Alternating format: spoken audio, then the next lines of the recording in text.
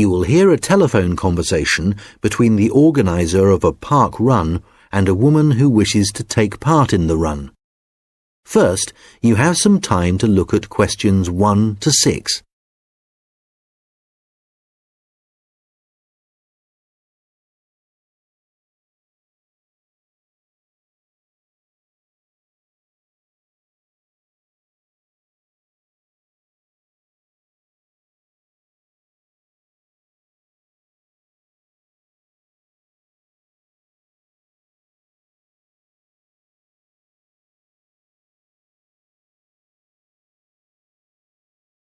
Good morning, Dave Smith speaking.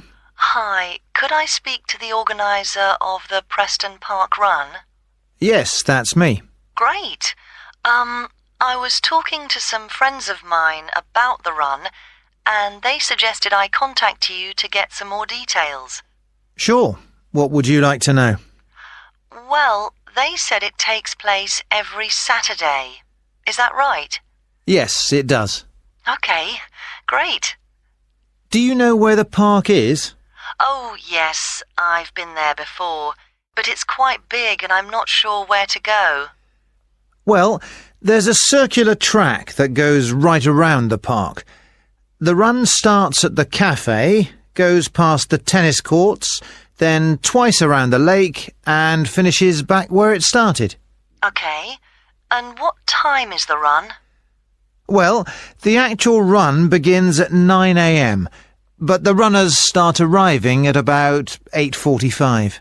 Okay, so I need to get up early Saturday morning then. And how long is the run? Well, it used to be 3 kilometres, but most people wanted to do a bit more than that, so we lengthened it to 5 kilometres. We now go round the lake twice, and that adds an extra 2 kilometres. Right. Not sure I've ever run that far, so I'd better start doing a bit of training. That's a good idea. But it's not a race, it's really just for fun. And the best thing would be to take it easy the first few times you do it, and then see if you can gradually improve your time. Is the run timed then? How do I know how well I've done? When you cross the finish line, you'll be given a barcode, and you take this to one of the run volunteers who will scan it. Then you can get your time online when you go home. Oh, I see. You collect all the results. Exactly. I see. That's great. So, how do I register? Well, there are several ways. I could take your details over the phone, but it's much easier if you do it using the website. Okay, good. I think that's probably all I need to know for now. Oh yes, does it cost anything to register, or do you collect money each week? Well, it doesn't cost anything to register, but we do charge for the run. In fact, we have just increased the charge to £1.50. It used to be £1, but because we were making a bit of a loss, we have had to increase it by 50p. Okay, thanks. I think I have enough information on taking part in the run. Before you hear the rest of the conversation, you will have some time to look at the questions 7 to 10.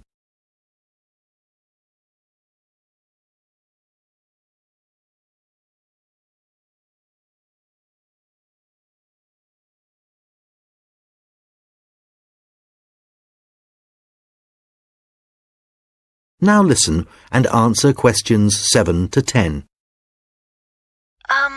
You mentioned volunteers. I have a friend who is interested in helping out. Can you give me some details so I can pass them on to her? Sure. Well, you need to ask your friend to contact Pete Morn. He manages all the volunteers. Okay. I didn't quite catch his surname. Was it Morn? M-O-R-N? No, just a bit more complicated. It's M-A-U-G-H-A-N.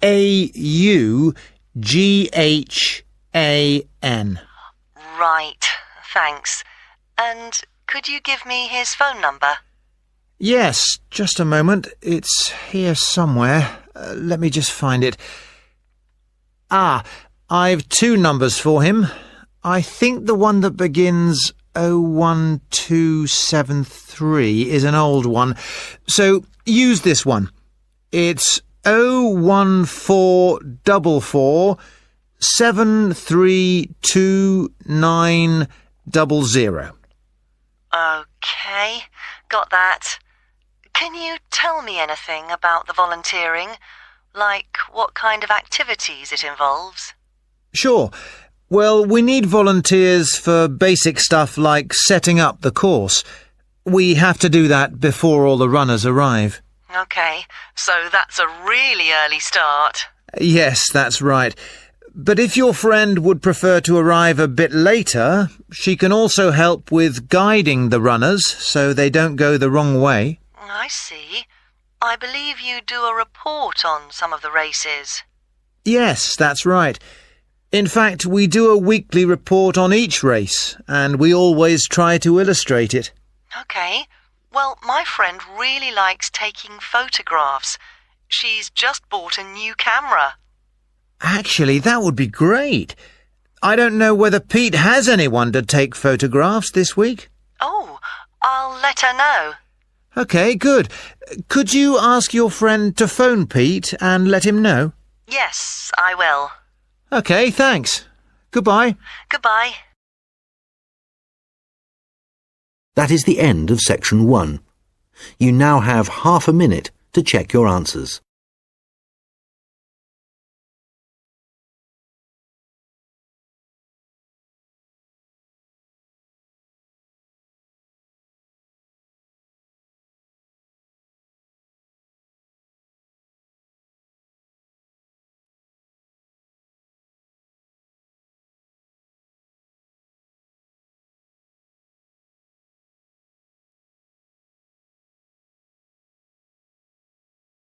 Now turn to section 2. Recorded message about a bus tour. First, you have some time to look at questions 11 to 14.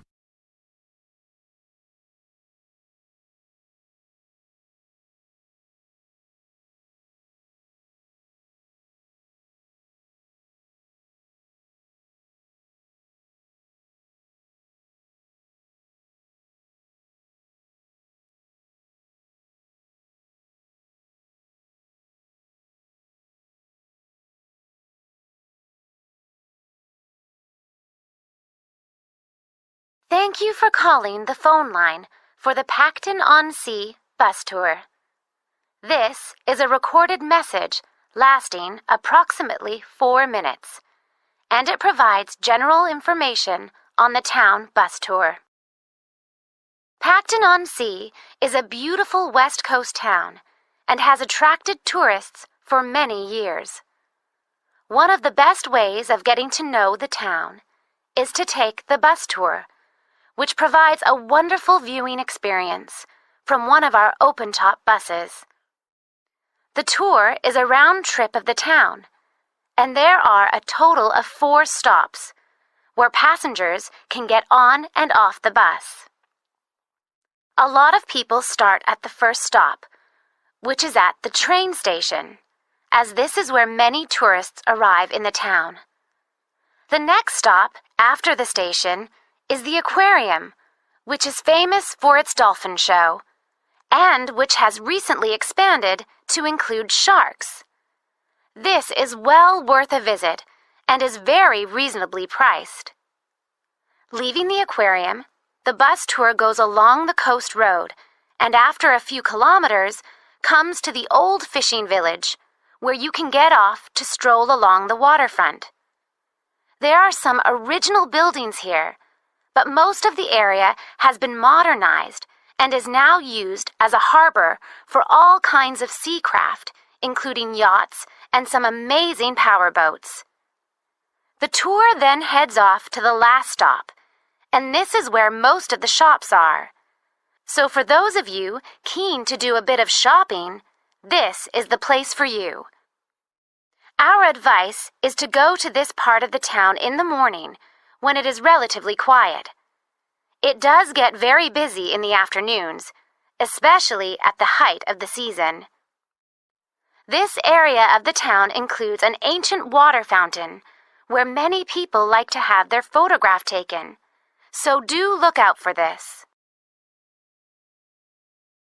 Before you hear the rest of the conversation, you will have some time to 20.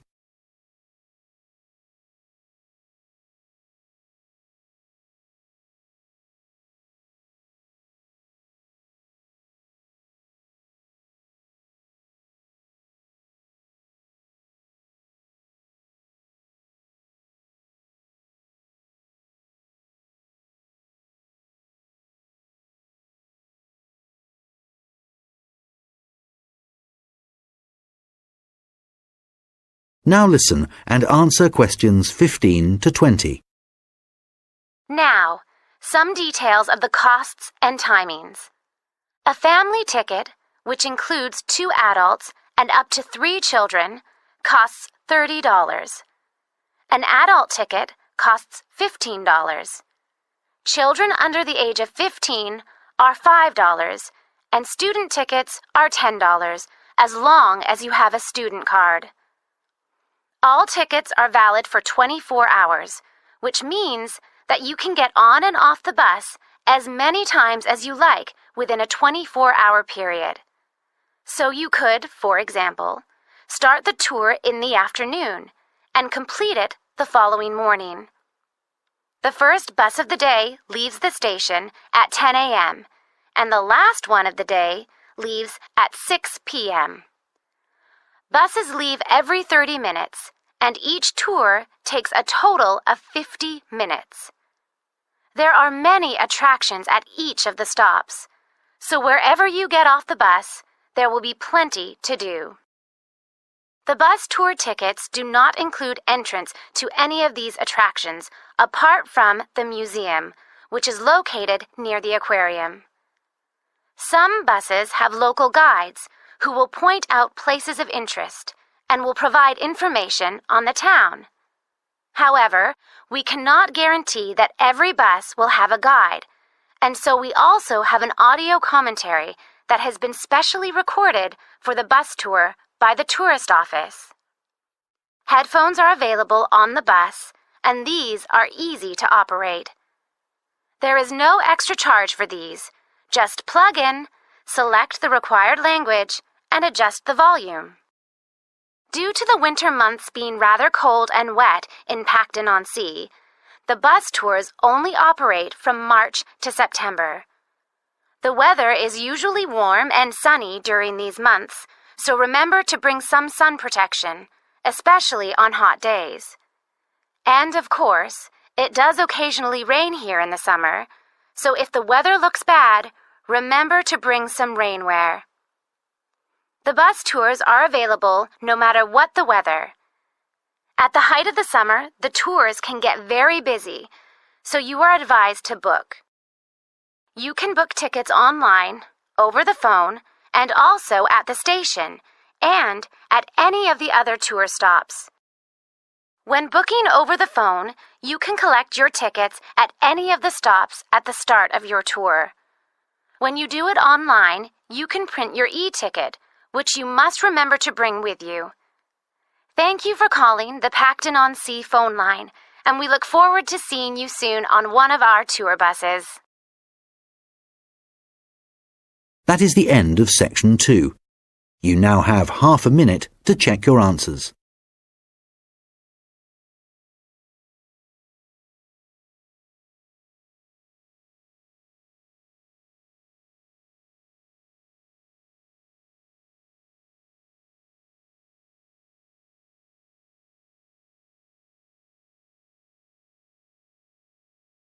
You will hear a conversation between an admissions officer and a manager from the university's technologies department. First, you have some time to look at questions 21 to 26.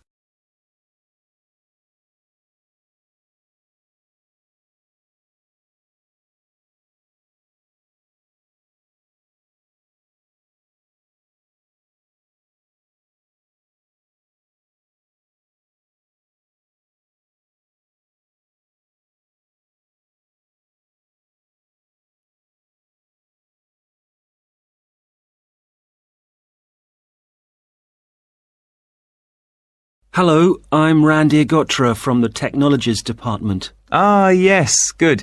I'm Dave Hadley. Thanks for coming to see me. That's okay. I believe you want us to do some work for you. Yes, that's right. I'm responsible for student admissions to the college, and I use a computer system to help process student enrolments and to do the timetabling. But it really doesn't suit the way we work these days. It's over 10 years old, and although it was fine when it was first introduced, it's just not good enough now. Okay, what problems are you experiencing?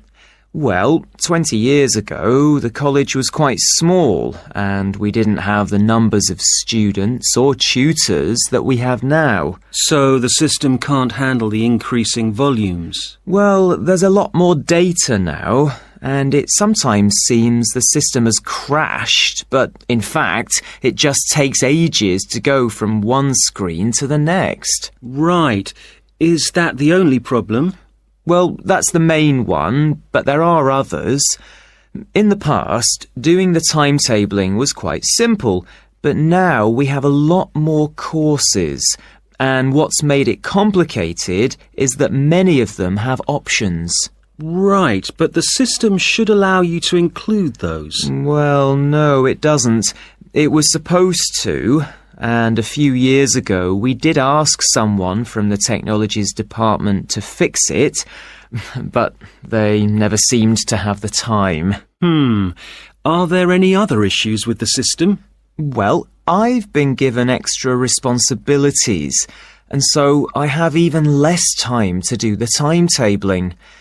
If there was anything you could do, Randir, to make the process more efficient, that would be really helpful. Well, it sounds like you could do with an assistant, but that's obviously not possible. So what about having an online system that students can use to do their scheduling? How would that work? Well, it may mean less choice for students, but we could create a fixed schedule of all the courses and options, and they could then view what was available. And work it out for themselves. That sounds great. Okay, so we'll need to decide whether or not to improve the existing system or to build a completely new system. Well, I'd much prefer to have a new system. Quite frankly, I've had enough of the old one. Okay, that'll probably take longer, although it may save you money in the long run. When were you hoping to have this in place? Well, it's January now, and the new intake of students will be in September. We need to start processing admissions in the next few weeks, really. Well, it will take more than a few weeks, I'm afraid. As an initial estimate, I think we'll be looking at April or May to improve the existing system, but for a new system, it would take at least 9 months. That would be October at the earliest.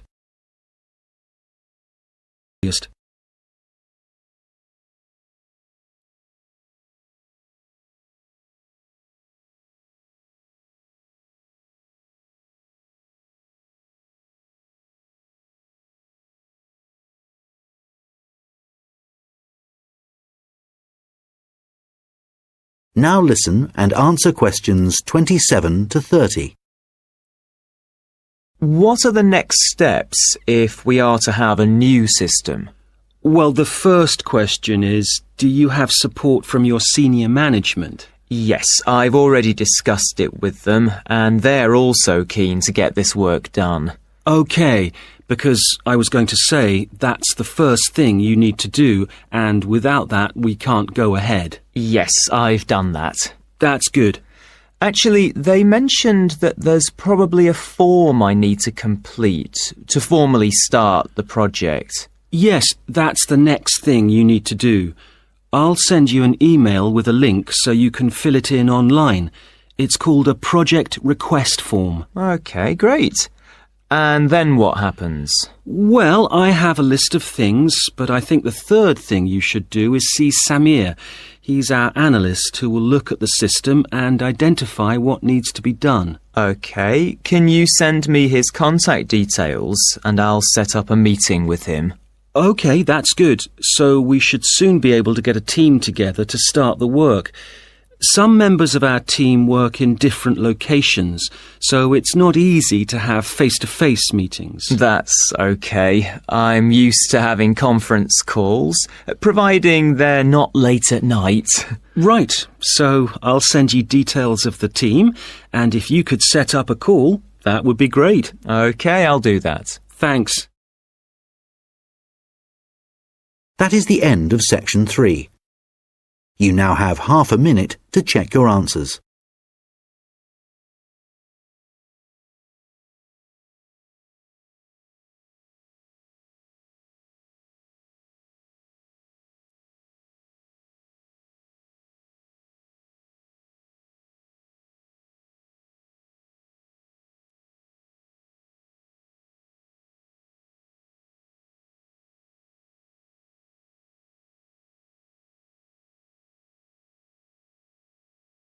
Now turn to section 4.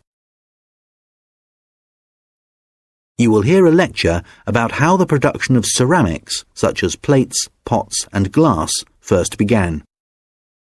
First, you have some time to look at questions 31 to 40.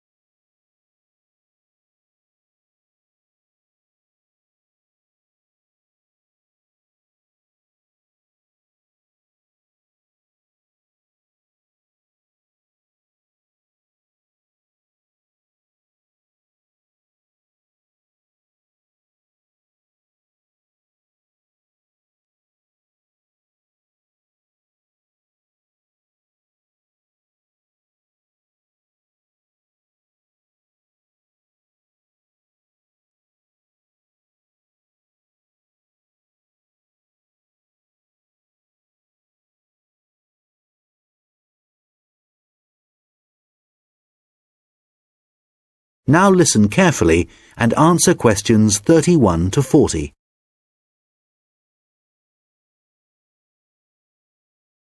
Hi everyone. Today I'm going to be talking about the origins of ceramics. So first of all, let's start off with, what is a ceramic? Well, generally speaking, ceramics are what you get when you apply heat to certain inorganic, non-metallic solids and then allow them to cool. And examples of ceramics are everyday things like earthenware pots, crockery, glassware, and even concrete. So how did it all begin? Well, it all started around 29,000 years ago, when humans discovered that if you dig up some soft clay from the ground, mould it into a shape, and then heat it up to a very high temperature, when it cools, the clay has been transformed into something hard and rigid. And so what did those first humans do with their discovery? Well, they created figurines, which were small statues and which depicted animals or gods or any shape that the clay could be moulded into. And all this activity was centred around southern Europe, where there is also evidence of ceramics that were created much later. The early humans also found a practical use for their discovery, such as storing things like grain, although there were drawbacks. The pots were porous, so that although they could carry water in them, it wasn't possible to store it over a long period. And also they were quite brittle and shattered very easily if they were dropped. But despite these problems, it was many thousands of years before there were any improvements. In China, at around 200 BC, they discovered that by adding minerals to the clay, they could improve both the appearance and the strength of the ceramics. But it took nearly 1,000 years before they perfected the process to produce high-quality ceramics known as porcelain. And once they had perfected the process, they kept it a secret for another 1,000 years. Compared to the first ceramics, porcelain was lighter, finer, harder, and whiter, and became an important commodity in China's trading with the rest of the world for hundreds of years. In fact, it became so valuable that it was known as white gold, and spies were sent to China to discover what they did to the clay to produce such high-quality merchandise. It wasn't until the 18th century that the secret began to unravel. A German alchemist called Johann Friedrich Böttger was asked by the king to make gold out of lead. Unfortunately, Böttger failed to achieve this and soon gave up. But in order to please the king, he attempted to make high-quality porcelain. And after many years of experimentation, he discovered that by adding quartz and a material called China stone to very high-quality clay, he managed to get the same results that the Chinese had been achieving for the last 1,000 years.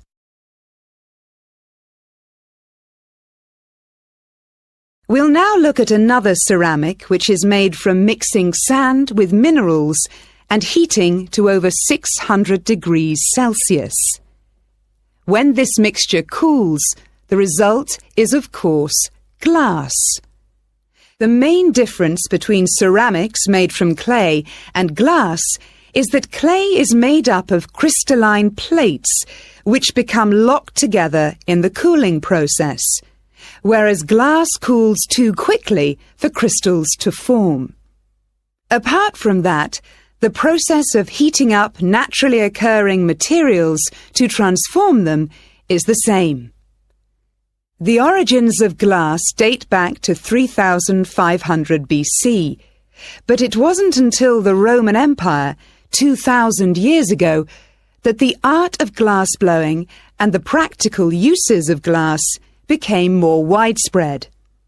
One of the more innovative uses was to use it in windows, as up until then they had just been holes in walls. It must have been very drafty in those days. The Romans were also responsible for inventing concrete, and although the origins are uncertain, experts think that this is largely due to the high level of volcanic activity in the area. The Romans observed that when volcanic ash mixes with water and then cools, it gets extremely hard and almost impossible to break up. The chemical reaction that follows is very complex and continues for many years, and the concrete just keeps getting harder. Evidence of this are the numerous Roman remains that are still standing, many of which are almost completely intact. One of the most important facts about concrete for the Romans was that it can be created underwater.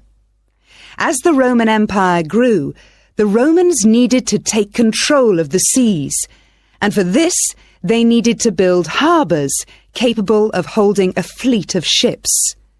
Pouring concrete mixture into the sea immediately started the hardening process, and rather than just dissolving in the mass of water, the substance was tough and long-lasting. This strange characteristic of concrete made a significant contribution to the success of the Roman Empire.